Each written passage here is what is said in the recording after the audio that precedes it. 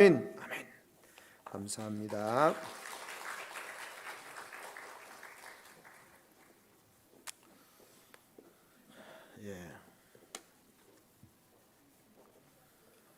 어느 집 손자인지 아들인지 제 기준에서 보면 거의 천재인데요.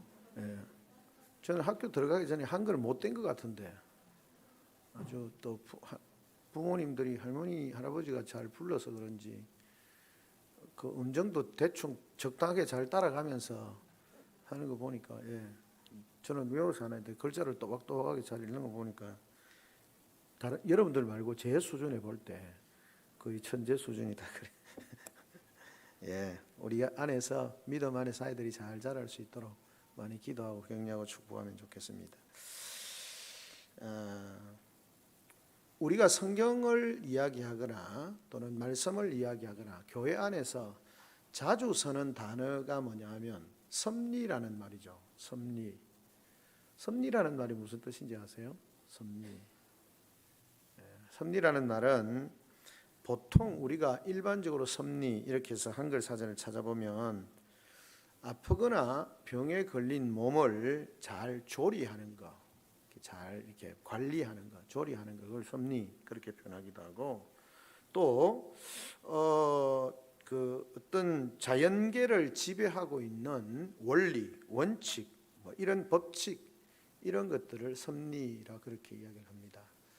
우리 보통 이제 이야기할 때 자연의 섭리 그렇게 이야기를 할 때는 세계를 움직이고 있는 이 세상을 자연 세계를 움직이고 있는 그런 법칙, 뭔가 이렇게 세상에 운행이 되어져 가는 것에 대해서 그것을 한마디로 움직이는 법칙, 이것을 섭리라고 이야기하고, 특별히 세상에서 섭리 이런 말 잘 안 쓰고 자연의 섭리 이런 말도 합니다만은 대충 많이 잘 쓰지는 않고요. 대부분 이제 교회 안에서 특별히 기독교 안에서 섭리라는 말을 많이 쓰죠. 그것은 세상과 우주 만물을 다스리시는 하나님의 뜻, 이것을 우리는 하나님의 섭리라는 그런 표현을 쓰게 되어지는 거죠. 그러니까 하나님께서 온 땅을 다스리신다. 하나님 그냥 세상을 창조하고 난 뒤에 그냥 자연스럽게 돌아가도록 버려두는 것이 아니라, 그냥 방치하는 것이 아니라, 하나님께서 우리가 잘 느끼지 못하기도 하고, 또는 이게 진짜 하나님의 섭리라는 게 이런 게 맞나라고 생각을 할 그런 경우들도 많이 있지만, 온 땅의 역사는 하나님께서 섭리하고 계신다, 이렇게 우리가 신앙의 고백을 할 때는 하나님께서 이 세상과 우주 만물을 다스리고 계신다라고 하는 것을 우리가 보통 하나님의 섭리라는 표현을 씁니다. 그게 잘 의문이 되거나 이렇게 하는 것을 이제 어떤 경우냐 하면, 요즘으로 치면 전쟁이 저렇게 참혹하게 일어나면서 많은 사람들이 정말 비참하게 죽어나가고 이렇게 하는데, 진짜 하나님이 살아계시면서 하나님이 섭리하시는 게 맞냐? 하나님께서 참 평화의 왕이시고 하나님은 참 영혼을 살리시는 하나님이신데, 그런 인간의 탐욕, 그 욕심 때문에 그냥 저렇게 지지고 볶고 싸우는 그 싸움의 배경에는 전부 다 사실은 돈과 연관이 되어 있고 인간의 탐욕과 연관이 되어 있는 것인데, 하나님 그냥 그렇게 두시는 게 맞나, 이런 생각을 할 때가 참 많이 있는 거죠. 그런 부분에 있어서 우리의 참 고민이 되고 걱정이 되기도 합니다만은, 그럼에도 불구하고 우리가 믿기는 하나님께서 온 땅을 섭리하신다라고 하는 믿음을 우리가 가지고 있는 거죠. 그런 확신이 있을 때에 우리의 삶의 자리가 때때로 힘들고 어렵고 괴로워도 그 상황 가운데서 하나님의 다스리심과 통치하심에 대한 믿음이 있을 때 어려움도 이겨갈 수 있는 겁니다. 내가 이긴다라기보다는 그 어려움을 잘 견뎌갈 수 있는 것이고, 그 견딤의 궁극적인 목적은 그 견디는 것을 통해서 마지막에 하나님이 성취하시고 이루시고 승리하실 것에 대한 믿음이 있을 때에 그 일을 할 수 있다라고 그렇게 말할 수 있는 것이죠. 그것이 우리가 하나님의 섭리에 대한 신뢰와 확신 가운데 우리의 믿음의 걸음을 걸어가는 것이다 라고 그렇게 말할 수 있겠습니다. 그런 면에 있어서 오늘 이스라엘이라고 하는 한 나라의 축소된 하나님 나라의 대표적으로 보여주는 그 이스라엘이라고 하는 나라를 향하신 하나님의 섭리하심에 대해서 우리가 함께 살펴보면서 오늘도 하나님께서는 이스라엘뿐만 아니라 영적 이스라엘 된 교회와 성도들의 삶에도 하나님의 선하신 섭리가 있다라고 하는 것을 말씀을 통해서 함께 나누려고 하는 것입니다. 배경은 그렇습니다. 이 이제 바벨론이라고 하는 나라, 온전한 넓은 그런 영토와 강력한 그런 군사력 그리고 화려한 문화를 가지고 있었던 바벨론 제국이라고 하는 그 바벨론 제국, 한참 성황할 때는 결코 무너질 것 같지 않은, 그러니까 무너질 것 같지 않은 그런 거대한 제국이 왕성을 하면 하나님의 백성들의 생각은 하나님의 약속이 이루어질 수 있을까라고 그렇게 의문을 할 수밖에 없는 거죠. 왜냐하면 바벨론의 제국이라고 하는 것은 너무나 하나님의 뜻과는 거리가 먼 너무나 강력한 그런 나라이기 때문에 바벨론이 굉장히 번성하게 되어질 때는 정말 이 나라가 망하지 않을 것 같은데 그런 생각이 들면서 우리의 믿음이 그냥 낙심이 되어지고 그냥 아마 그냥 이대로 사는 것도 여기 사는 것도 괜찮겠다 아마 이런 어떤 낙심과 좌절, 현실 타협적이면서 하나님 나라에 대한 소망을 우리가 점점 잃게 되어지는 그런 모습을 보게 되어지는 것입니다. 이스라엘도 마찬가지였습니다. 바벨론 포로로 잡혀갈 때에 하나님께서 70년이 지나고 나면 다시 그들을 약속의 땅으로 돌아오게 하겠다라고 그렇게 하나님 말씀하신 거죠. 그런데 바벨론 너무 강성하니까 뭔가 우리가 돌아가려면 이 바벨론이 좀 힘이 약해지고 우리가 뭔가 구멍이 있어야 고토로 돌아갈 수 있는데 너무 강한데, 그리고 제도 자체가 그 자기들의 피지배 종족들을 지배하는 방식 자체가 너무나 다른데 우리는 고토로 예루살렘으로 돌아갈 기대가 점점 사라지는 거죠. 그런 상황 가운데 있는 그 상황 가운데서 그런데 놀랍게도 이 거대한 바벨론 제국이 갑작스럽게 망해져가는 그런 상황이 펼쳐지게 되어지는 것입니다. 그 옆에 있던 페르시아 제국, 바사 제국이라고 성경에 말하는데 페르시아 제국이 번성을 하면서 메데바사라고 그랬는데 메디안하고 바사 이렇게 그 두 가지가 두 나라가 나중에 합해져 가지고 페르시아가 되어지는데 메데바사의 제국이 그냥 그 지역에 바벨론과는 비교가 될 것 같지 않은 나라던데 뭔가 조금조금한 나라들인데 힘을 모으고 이러더만 갑자기 이 나라가 힘이 세져 가지고 바벨론을 무너뜨리는 그런 상황이 펼쳐지게 되어지는 것입니다. 그런데 놀랍게도 이런 어떤 바벨론이 페르시아의 바사에 의해서 바벨론이 무너지는 것도 놀라운데 이스라엘 백성들에게 더 놀라운 일이 일어나는데 그게 뭐냐면 이 이방인 나라였던 바사의 왕이었던 고레스, 정확하게는 이제 키루스라고 하는 그런 고대의 왕인데요. 그 고레스가 결국은 놀라운 칙령을 발표하게 되어지는 그런 모습을 보게 되어지는 것이죠. 그게 뭐냐면 하늘의 하나님을 찬양하는, 하나님께서 내게 계시해 주셨다. 이스라엘 백성들 다 고향으로 돌려보내고 돌아가서 성전도 짓고 그렇게 하라고 하는 것이에요. 상상을 하지 못했던 페르시아가 바벨론이 너무 번성할 때는 아이고 그냥 고향으로 돌아가는 거는 막 그냥 끝났다 생각했는데 갑자기 메데바사라고 하는 나라가 번성하더만 바벨론을 무너뜨리고는 그 메데바사가 하는데 여전히 이방 나라니까 기대할 게 없겠다 싶긴 한데 고레스라고 하는 왕이 놀랍게도 그가 하나님을 찬송하면서 하나님께서 내게 말씀하셨다. 이스라엘 백성 다 고향으로 돌려보내라. 그리고 너희는 가서 성전을 지어라. 그렇게 하고 뭘 합니까? 성전을 지으라고 말하면서 말만 하는 게 아니고 돈도 주고 그냥 금도 주고 막 모든 걸 주면서 빨리 가서 성전을 지어라. 그렇게 이야기를 하는 거죠. 회복하라는 거예요. 근데 그것만 하는 것이 아니라 그 앞에서 벨사살에 베들어왔던 그 성전에 있던 성전 기구들 그 모든 것들을 다시 돌려보내는 겁니다. 그러니까 이거는 그 나라의 왕으로서는 사실은 상상할 수 없는 겁니다. 왜냐하면 내가 이전에 우리의 선대 왕들이 전쟁을 해가지고 전리품으로 가지고 왔던 그 나라의 신들을 섬기는 그 신전에 있는 전리품을 갖고 왔는데 그걸 다시 돌려준다? 그건 있을 수 없는 일이에요. 그런데 이 고레스가 놀랍게도 야 돌아가, 그러면 가서 성전도 지어, 그러고 돈도 줄게, 그러고 성전 기물도 다 돌려줄게, 빨리 가라, 그렇게 이야기하는, 상상이 되지 않던 일들이 벌어지게 되어지는 거죠.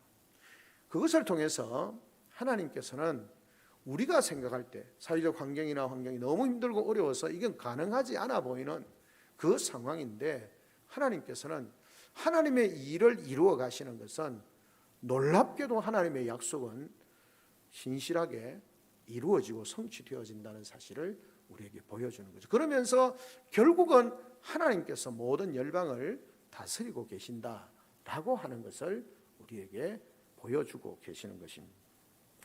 그것을 첫 번째 우리가 알 수 있는 것이 뭐냐면, 이제 1절부터 4절까지 이제 고레스 칙령이 나타나는 것을 보게 되어지는 것입니다. 그러니까 이방 나라에 이제 포로로 잡혀가 가지고 이방 나라에게 멸망을 당하는 것도 억울한데, 포로로 잡혀가서 그 땅 가운데서 이제 종노릇하면서 다시 고향으로 돌아갈 것에 대한 기대감이 점점 없어져가는, 앞에서 말씀드린 것처럼 의심이 드는 그런 상황 가운데서 하나님께서 놀랍게도 일을 이루어 가신다라고 하는 거죠. 에스라 1장 1절에 뭐라고 말합니까? 바사왕 고레스 원년이라고 그렇게 말씀을 하고 있는 것을 보게 되어집니다.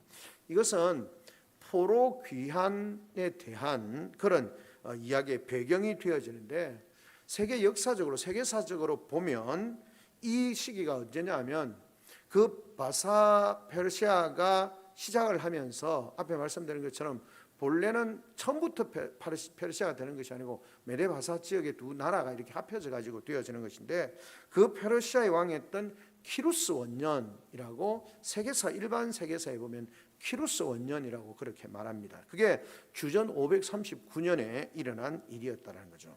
그는 바벨론을 정복한 이후에 잡혀온 여러 민족들을 고향으로 다시 돌려보내는 칙령을 선포하게 되어집니다.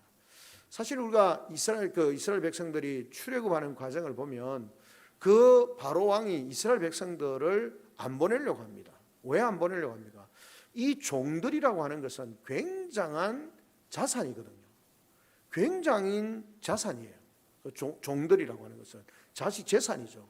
자기들의 노동, 자기들은 고생 안 해도 되고, 그들을 시켜가지고 열심히 노동을 하게 하고 돈 벌게 하고 자기들은 그거 쓰기만 하면 되는 그런 어떤 아주 중요한 자산인데, 그들을 돌려보내라고 하나님 몇 번이나 이야기하는데도 바로가 안 돌려보내잖아요. 안 돌려보내는 이유는 그들을 돌려보내면 경제적인 엄청난 손해가 있다는 거죠. 그래서 안 돌려보내려고 하는 거예요. 그런데 바사왕 고레스가 원년에 어떻게 하느냐, 자기가 페르시아 제국을 세우고 바벨론을 무너뜨리고 난 뒤에 바벨론은 강력한 제국의 방식을 통해서 그 이방 민족들을 잡아들이고 그냥 그렇게 했는데, 그들을 다 돌려보내는 거예요. 고향으로 다 돌아가라 그렇게 말을 하고 있는 것입니다. 이 칙령을 내리는데, 칙령의 배경은 보면 이렇게 말합니다.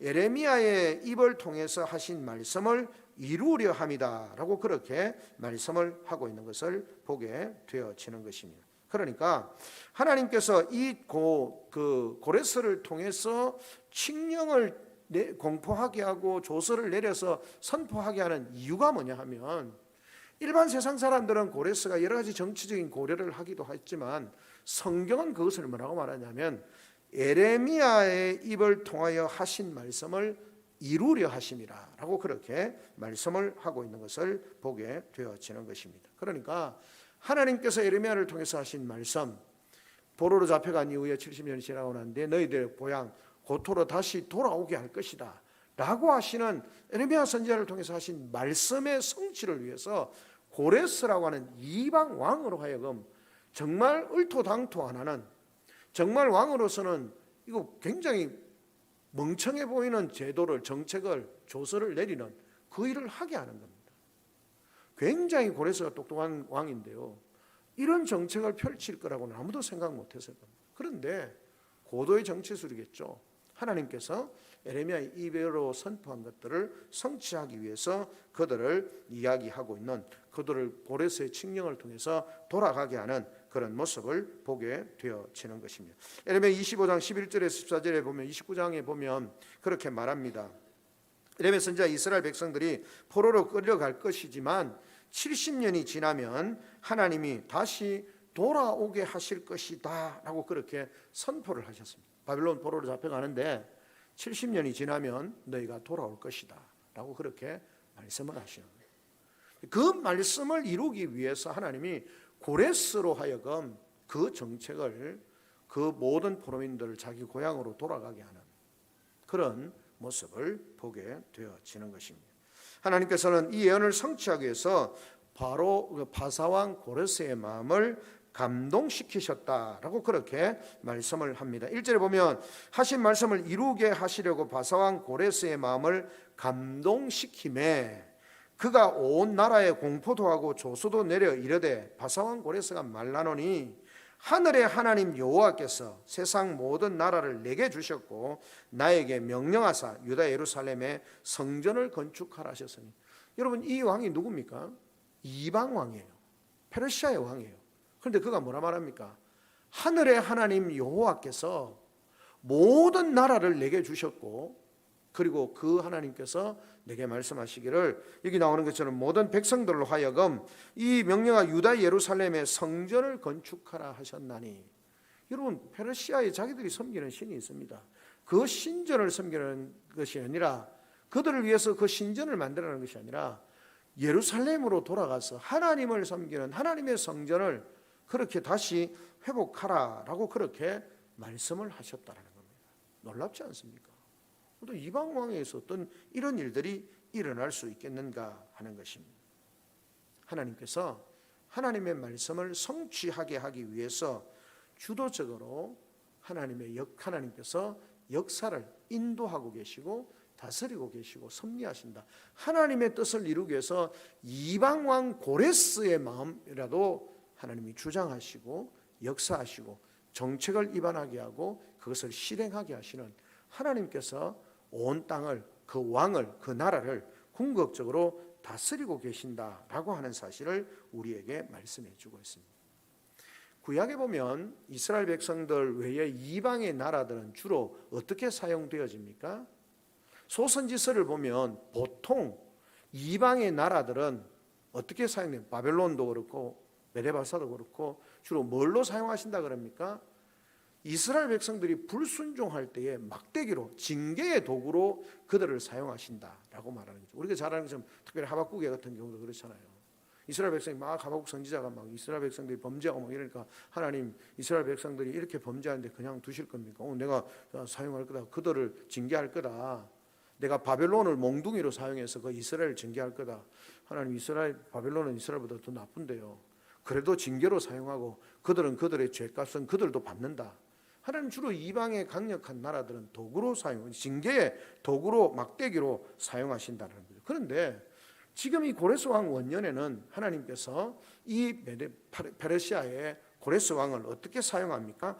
하나님 나라를 회복하는 일을 위해서 도구로 사용하고 계십니다. 그 하나님 나라를 회복하고 이스라엘 백성들을 포로된 땅에서 고향으로 돌아가게 하고 예루살렘으로 돌아가게 하고 그곳으로 돌아가서 하나님의 성전을 짓도록 하나님께서 고레스의 마음을 감동시키셔서 징계가 아니라 그들을 회복하는, 하나님 나라의 회복과 그 백성을 회복하는 도구로 하나님이 사용하고 계신다라고 하는 것을 우리에게 말씀해 주고 있는 것입니다. 근데 사실은 똑같습니다. 하나님이 징계를 통해서라도 뭘 합니까? 이스라엘 백성들을 세워가시는 거고, 하나님께서 고레스를 통해서 섭리와 그들을 배려하고 세워가는 것을 통해서도 그렇고 하나님 나라를 회복하고 세워가는 거죠. 결국은 중심은 하나님 나라의 회복과 하나님의 백성의 회복에 있습니다. 징계의 궁극적인 목적도 회복입니다. 징계는 벌이 목적이 아니라 회복이 목적입니다. 교회든 공동체든 우리의 신앙의 삶이든 그게 분명해야 됩니다. 징계는 회복을 위한 징계여야 합니다. 채찍과 징계와 멸망시키기 위한 징계는 성경의 원칙에 맞지 않습니다. 모든 징계는 그것은 회복을 위한 전제로서의 징계가 이루어져요. 이스라엘 백성들을 하나님 징계하시는 이유는 완전히 하나님이 오셔서 완전하게 심판하기 전까지의 모든 징계는 궁극적인 목적이 회복입니다. 우리가 자녀들을 책망할 때 자녀들은 막 화가 나거나 이렇게 하면 안 되지만 화가 나가 때릴 때라도 그 아이가 막 징계를 할 때 네 죽으라고 징계하지 않잖아요. 징계를 하는 이유는 그 아이가 돌아오도록 자기 잘못을 알고 돌아오도록 하기 위한 것처럼 하나님의 징계도 마찬가지다라고 하는 것입니다. 그래서 고레스의 칙령을 하나님께서 내려주신 거죠. 그러고 난 뒤에 보면 어떻게 합니까? 지금 재밌는 것이 하나님의 백성된 자가 다 예루살렘으로 가라 하고 그렇게 말하고 또 예루살렘에 가서 성전을 건축하라라고 그렇게 3절에 말씀을 하고 있는 것을 보게 되어집니다. 근데 뿐만 아니라 어떻게 합니까? 4절에 보면 이렇게 말합니다. 그 남아있는 백성이 어느 곳에 머물러 살든지 그곳 사람들이 마땅히 은과 금과 그 밖에 물건과 짐승으로 도와주고 그 외에도 예루살렘에 세울 하나님의 성전을 위하여 예물을 기쁘게 드릴지니라 하였더라. 왕이 그렇게 조서를 내립니다. 야, 너 주변에 이스라엘 백성들이 있거든. 그들이 고토로 돌아가도록 하고 너희가 막 할 수 있는 대로 그냥 도와주라. 돈도 주고 재물도 주고 해가 그들이 잘 돌아가도록 하고 그들이 고향으로 돌아가서 또 성전을 지어야 하는데 그 성전을 위해서 너희들도 그렇게 좀 도와주라. 기쁘게 헌물해라는 것입니다. 여러분 출애굽도 마지막에 그렇지 않습니까? 이스라엘 백성들이 출애굽 나중에 나갈 때 막 빨리 나가라고 그렇게 이야기하면서 어쩌든지 돈도 주면서 빨리 나가라. 너가 빨리 나가라. 그렇게 하는 거죠. 하나님의 섭리를 우리에게 보여주고 있는 것을 보게 되어지는 것입니다. 하나님은 사랑하는 자신의 백성들을 아주 버리지 않습니다.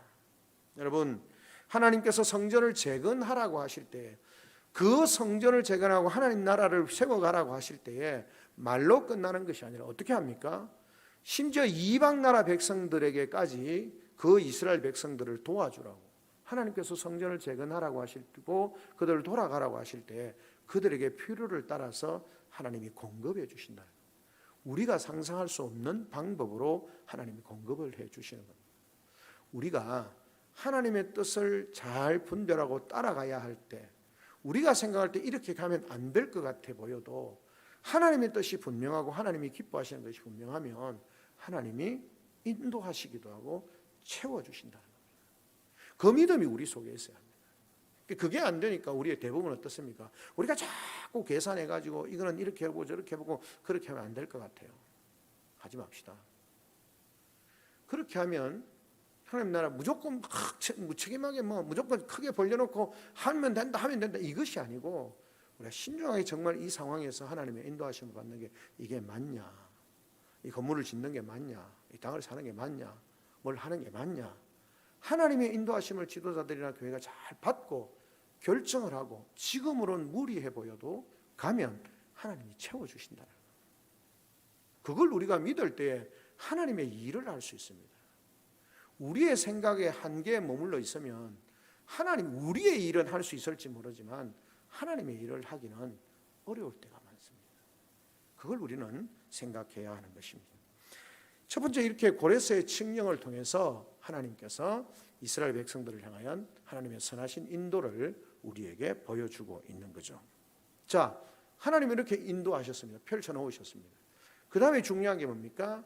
백성들의 두 번째가 뭐냐면 하나님의 백성들의 마음, 그들의 헌신, 그들의 순종이 중요하다는 거죠.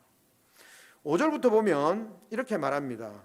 유다와 베냐민 족장들과 제사장들과 레위 사람들과 그 마음이 하나님께 감동을 받고 올라가서 예루살렘에 여호와의 성전을 건축하고자 하는 자가 다 일어나 그 사면 사람들이 은금과 그 금과 물품과 짐승과 보물로 돕고 그 외에도 예물을 기쁘게 드렸더라라고 그렇게 5절 6절에도 말씀을 하고 있는 것을 보게 되어집니다. 자, 고레스의 칙령을 갑자기 고레스의 칙령이 들려왔습니다. 야, 돌아가, 고향으로 돌아가. 준비를 전혀 안 하고 있었어요.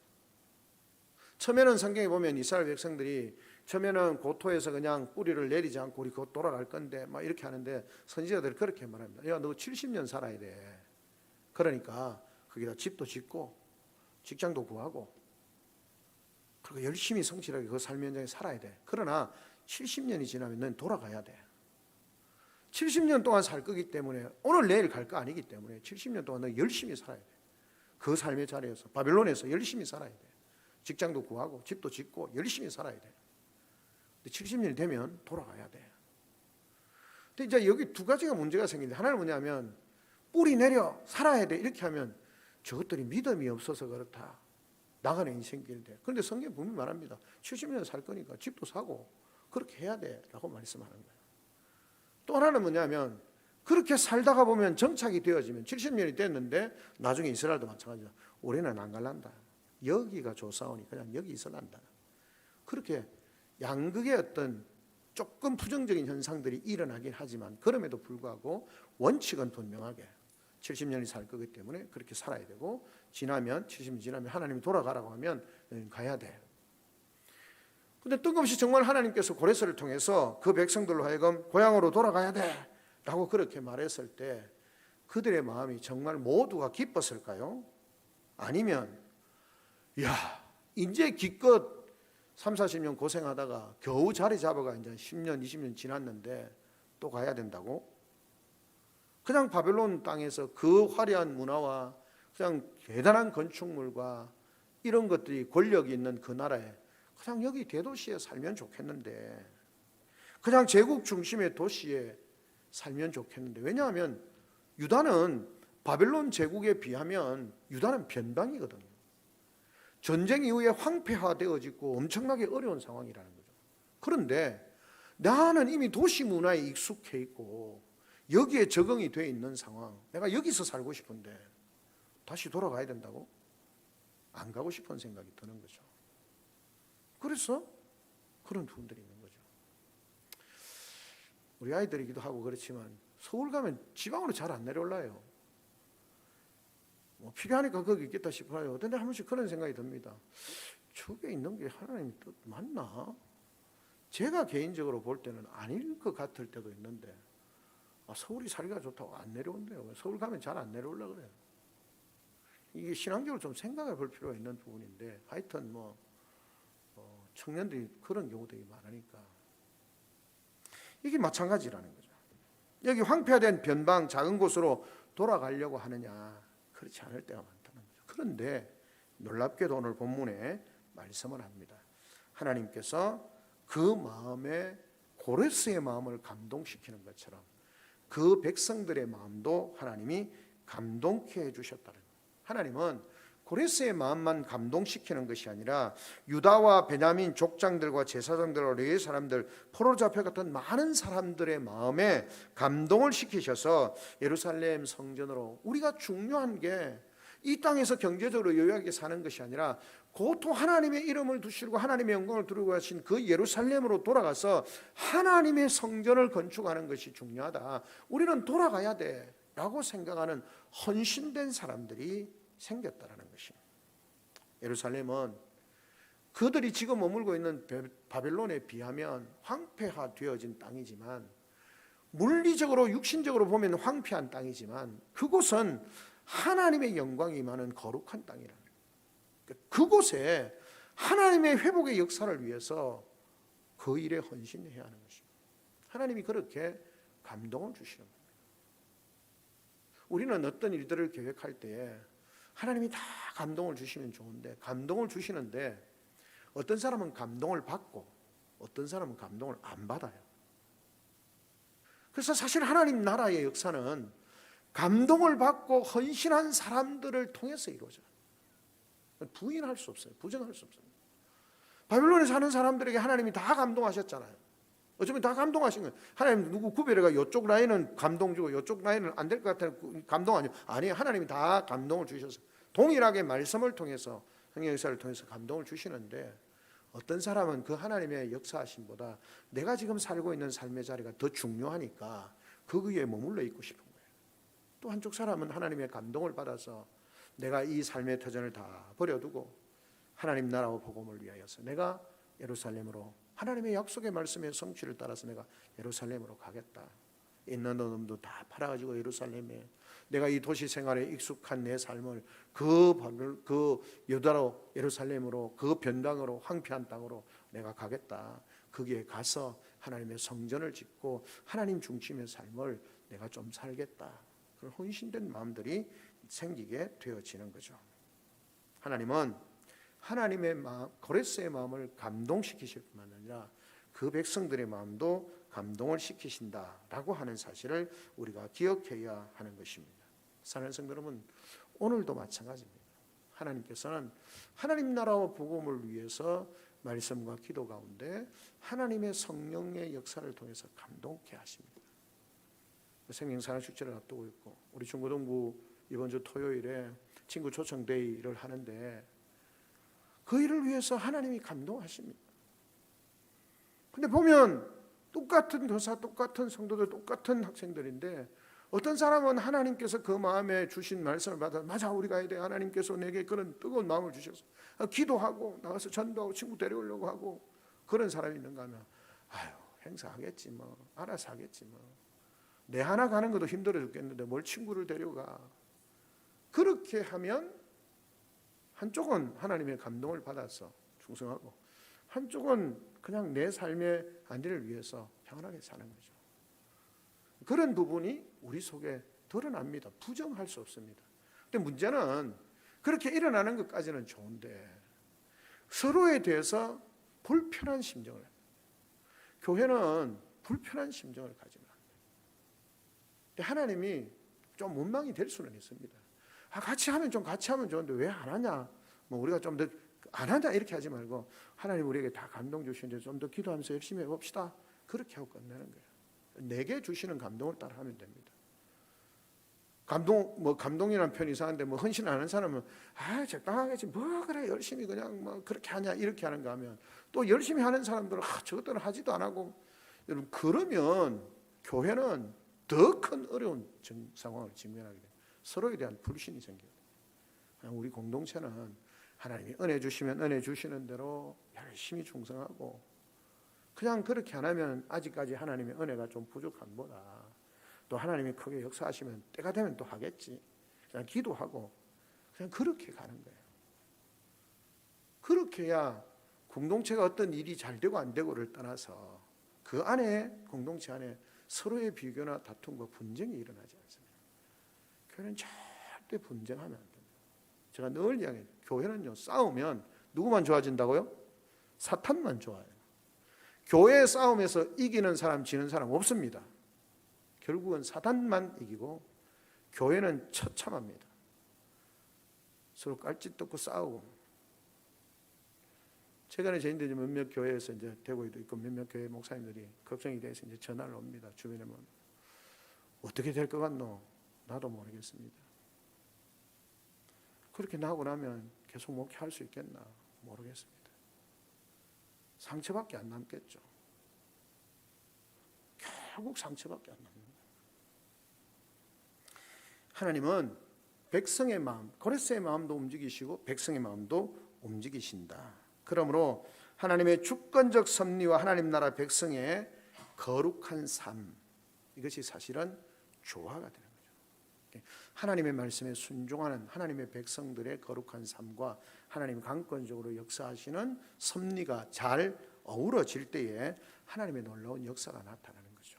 하나님께서 고레스를 통해서 약속의 성취해가는 그 과정, 하나님이 감동을 주실 때 성도들이 하나님의 감동을 받아서 내가 헌신하며 나아가는 그것은 하나님의 섭리와 하나님의 감동을 받은 그 성도들이 그 두 개가 매치가 되어질 때 그곳에 하나님의 역사가 일어나는 거예요. 그걸 우리는 기대해야 돼요. 그럼 우리는 뭘 해야 되냐? 하나님의 섭리는 늘 일어나고 하나님의 감동은 우리 속에 늘 있습니다. 문제는 내가 그 말씀 앞에 성령의 역사하심 앞에 내가 얼마나 순종하느냐 하는 것이죠. 하나님은 한 사람의 마음, 고레스의 마음만 움직이는 것이 아니라 그 백성들의 마음도 움직이신다라고 하는 것입니다.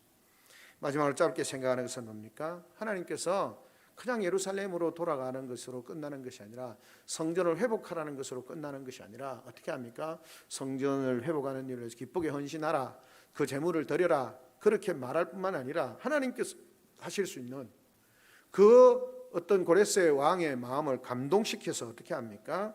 7절부터 11절에 나오는 것처럼 고레스 왕이 또 여호와의 성전 그릇을 꺼내니 옛적에 느부갓네살이 예루살렘에서 옮겨다가 자기 신들의 신당에 두었던 것이다.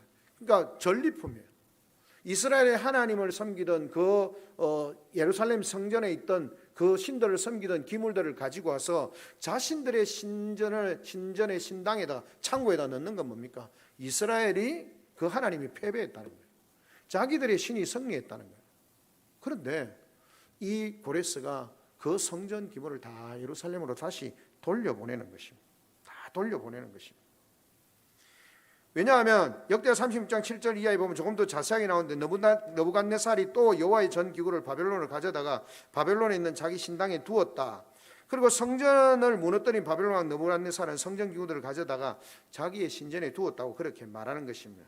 자신들이 섬기던 신, 바벨론의 신 마르둑이 이스라엘 신 여호와 하나님을 이겼다라고 하는 그런 것을 자랑하기 위해서 전리품으로 하나님의 성전의 기물들을 거기다가 가져다 두는 것입니다.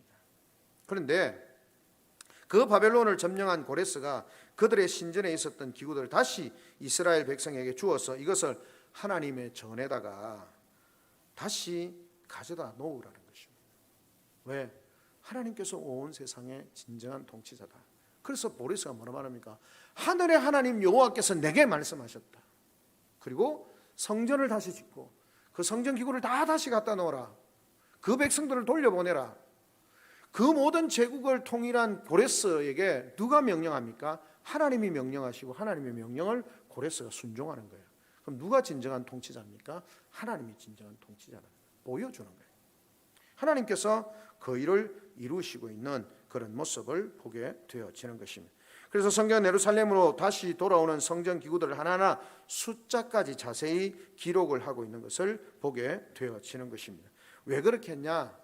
이스라엘 백성들이 과거에 범죄함으로 성전 기구들이 예루살렘 성전에서 다 빼앗겨서 이방 땅으로 옮겨갔던 그 상황 가운데서 그것이 다시 돌아오는 것을 보면서 자신들의 부끄러운 과거를 회개해야 됩니다. 왜 하나님의 성전 기물이 이스라엘 백성들 하나님은 절대 지지 않는다고 생각하고 절대 전쟁에서나 모든 것에 지지 않는다고 생각했는데 왜 우리가 다 졌냐? 왜 성전 기물이 다 빼앗겼냐? 우리가 하나님을 신뢰하지 아니하고 하나님께 순종하지 않았기 때문에 그 일이 일어났다라고 하는 거죠. 과거의 부끄러운 모습을 기억하는 것이고, 또 하나는 다시 성전 기문으로 다 돌아왔을 때 그들이 다시 온전하게 하나님 앞에 예배할 수 있는 예배의 기능이 회복되어지는 거예요. 무너졌던 성전이 다시 재건하고 거기에다 성전 기물을 다시 가져다 놓으면서 이 성전의 기능, 이스라엘 백성에게 가장 중요한 것이 성전인데 그 성전의 기능이 회복되면서 이스라엘이 회복되어지는 거죠. 그 놀라운 일들이 하나님께서 이루어 가신다라고 하는 것을 우리에게 말씀하고 있는 것입니다. 불순종하여 성전에서 예배를 드리지 못하고 하나님과 교제하지 못하였지만 이제 하나님의 강권적인 은혜로 역사로 고레스를 통해서 성전도 회복하고 성전의 모든 기물도 회복하면서 하나님과의 교제, 하나님을 예배하는 것을 회복하는 그런 모습을 우리에게 보여주고 있는 것입니다. 말씀을 정리합니다. 성전이 무너지고 성전 기구마저 빼앗긴 뒤 이스라엘 백성은 절망적인 상황 가운데 살아갈 수밖에 없고 바벨론으로 포로로 잡혀가서 그 강대한 제국 속에서 더 이상 우리가 다시 돌아갈 날은 소원하고 그냥 너무 멀어 보이고 가능성이 없다라고 생각했던 절망적인 그 상황 가운데서 하나님께서 이제 완전히 끝났다고 생각했던 그 상황 가운데서 하나님은 놀랍게 역사하셔서 하나님의 섭리를 통하여서 세상 나라 바사왕 고레스를 통하여서 바벨론을 멸절시키시고 고레스를 페르시아를 다시 봉하게 하시면서 그 고레스를 통해서 하나님의 놀라운 섭리를 약속의 말씀을 성취하시고 그리고 그들을 다시 돌려보내고 성전을 짓게 하고 성전 기문을 놓으면서 하나님과의 예배를 회복하시는 그런 모습을 보게 되어지는 것입니다. 이것을 통해서 하나님은 하나님 나라를 당신의 섭리와 당신의 능력의 손을 펴셔서 그 일을 이루어 가신다는 사실을 우리에게 보여주고 있습니다. 오늘 우리의 삶도 마찬가지입니다. 세상을 보면 일어나는 일들을 보면 우리의 생각으로 도무지 가능하지 않을 것 같은 절망적이고 정말 포기하고 싶을 수밖에 없는 그런 상황 가운데 있지만, 우리는 그 속에 하나님께서 나라와 민족의 통치자이시고 모든 열방의 주인이심을 믿기에 우리는 오늘도 하나님의 말씀 앞에서 말씀의 아멘으로 순종하면서 그 말씀을 따라 살아가는 삶을 살 때, 하나님은 우리가 계획하지도 못하고 예상하지도 못했던 방식으로 하나님 당신의 뜻을 이루고, 그것은 하나님의 나라를 세워가고 하나님 나라를 회복하는 일을 위해서 그 일을 하신다는 사실을 기억해야 하는 것입니다. 그런 믿음으로 우리는 기도하고, 그런 믿음으로 하나님의 말씀에 순종하고, 하나님이 바벨론을 포로로 잡혀간 그 상황 가운데 70년이 지나면 회복하시겠다고 한 그 사건의 인간적으로 생각할 때는 불가능해 보이지만 놀랍게도 그 일을 성취하시는 것처럼 우리의 생각이 아니라 하나님의 약속을 붙들고 살아가는 그런 복된 우리 성도들이 되어져서 오늘도 우리 가운데 역사하시는, 나라와 민족과 열방을 섭리하시고 다스리시고 그 땅 가운데서 하나님 나라를 위해서 일하시고 역사하시는 하나님을 신뢰하며 나가는 복된 우리 성도들이 되시기를 주님의 이름으로 축원합니다. 아멘. 이 시간 다 같이 한 목소리 한번 하나님 앞에 기도하며 나가겠습니다. 주신 말씀을 붙들고 하나님 우리에게 그런 믿음 주시고 열방과 모든 것의 통치자가 되시고 지금도 이 땅과 열방과 모든 것을 섭리하시고 하나님 나라를 위해서 권능의 손으로 역사하시는 하나님이심을 우리가 믿고, 우리의 생각에 잠겨 있는 자들이 아니라 하나님의 말씀에, 약속의 말씀에, 능력의 말씀에 사로잡혀 살아가는 우리의 삶이 되어질